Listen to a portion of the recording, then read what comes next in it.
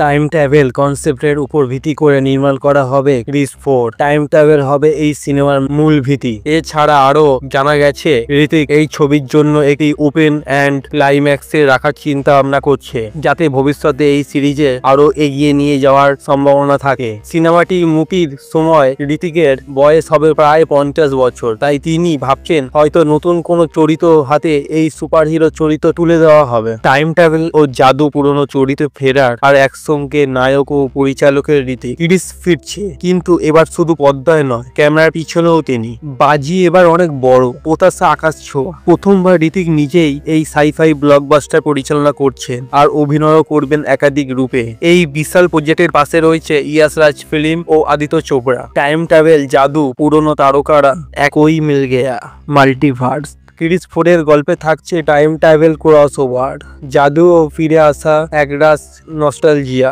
রোহিত মেহরা ফের দৃশ্যপটে আগমন। পিটি জিন্টা, রেখা, প্রিয়াঙ্কা চোপড়া গুরুত্বপূর্ণ ও আবেগন চরিত্রে প্রত্যাবর্তন।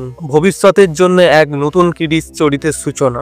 এক ঘনিষ্ঠ সূত্রের দাবি এটা সিকুয়েল না, এটা একটা টাইম ক্যাপসুল, আবেগের ভরা সিনেম্যাটিক ইউনিভার্স। কিন্তু সবচেয়ে বড় challenge, double vision, double pressure. Chris 3 যদিও ব্যবসা সফল ছিল, কিন্তু গল্পের সমালোচনাও এসেছিল। আরো একবার তাকে নতুন কিছু করতে হবে, পুরনো টেমপ্লেটে চললে হবে না। ক্রিসের পরবর্তী উত্তরাধিকারী কে, কার হাতে যাবে? সিনেমার শেষে নতুন নায়কের ইঙ্গিত থাকবে, এমনটাই গুঞ্জন। ঋতিকের 55 ছুঁই, ফলে এক নতুন ক্রিস বানানোর প্ল্যান রয়েছে। ভাবুন MCU এর মতো, কিন্তু এখানে ভিন গ্রহের পানি আর হৃদয়ের গল্প। শেষ কথা, ক্রিস 4 ঋতিক এবার পাহাড়ে উড়ে যাবেন নাকি পিছলে পড়বেন?